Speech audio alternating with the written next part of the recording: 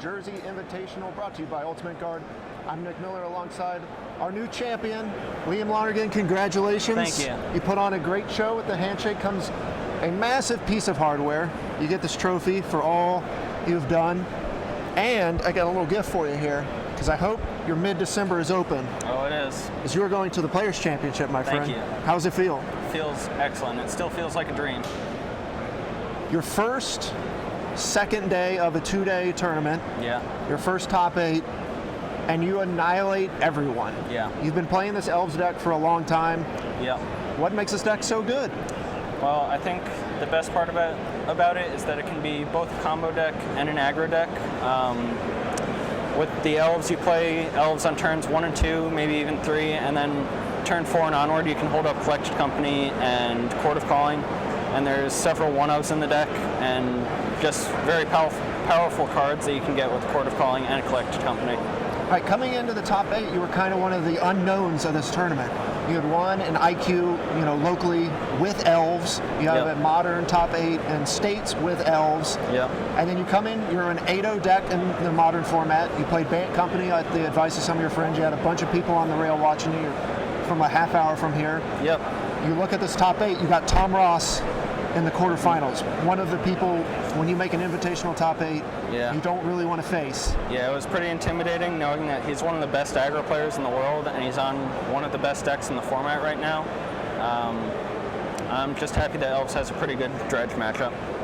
I mean, that was one thing you put on display. We didn't even get to cut over to your match. You beat him 3 games, super quick. Dredge is kind of taking over this format, and if that's a position that it's going to be in, your deck looks very good. Yeah.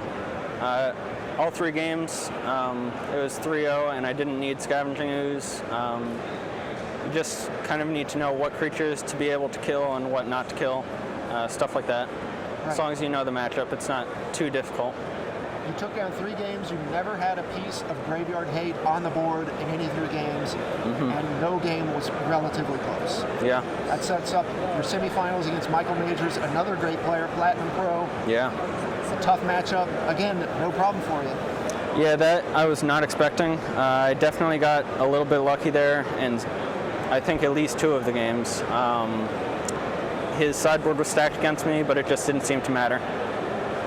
The finals, of course, Jaden Comperins, a great player, playing John. Another what looks to be a tough matchup on paper.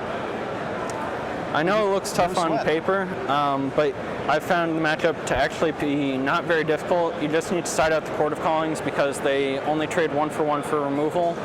I actually usually side out Spellskite too, just because they're going to be boarding in Anger of the Gods, and it doesn't do anything against that.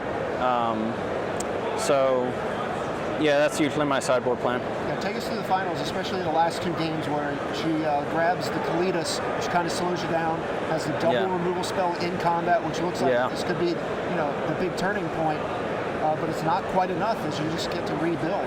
Yeah, I think it was a bit of a misplay on my part. I saw that she had multiple cards in hand, but I forgot about Slaughter Pact. And I think I should have held up company until her end step. But I was just hoping to get the Archdruid there and end it. Okay.